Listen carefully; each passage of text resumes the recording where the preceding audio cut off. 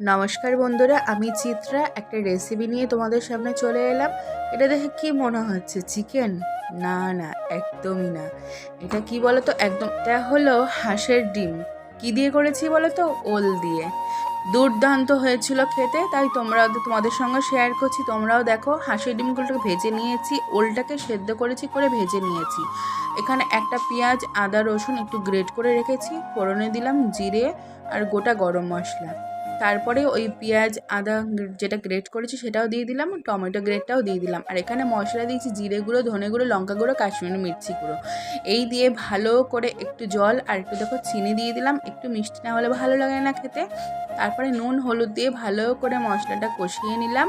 যখন মশলা থেকে তেল বেরিয়ে গেল তখন ওই সেদ্ধ করা আলুটা আমি দিয়ে দিলাম, দিয়ে ভালো করে কষালাম। তারপরে কিছুক্ষণ পর হাঁসের ডিম যেটা ভেজে রেখেছিলাম সেটাও ভালো করে কষিয়ে নিয়ে তারপরে দেখো জল দিয়ে দিলাম।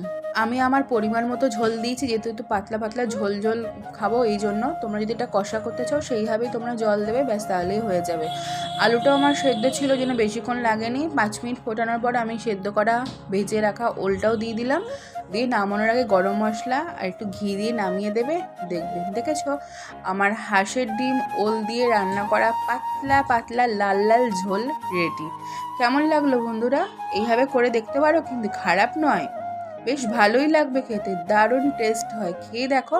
আচ্ছা, এখানে যদি কেউ পেঁয়াজ রসুন না দিতে চাও, তার বদলে তোমরা চালমগজ আর কাজু বাদাম বাটা দিয়েও রান্না করতে পারো, দুর্দান্ত স্বাদ হবে। কেমন লাগলো আমার রেসিপিটা জানিও কিন্তু। অনেকদিন পর স্যাড ভিডিও বাদ দিয়ে রেসিপি নিয়ে আসলাম। টাটা বন্ধুরা, ফলো করে দিও, সাবস্ক্রাইব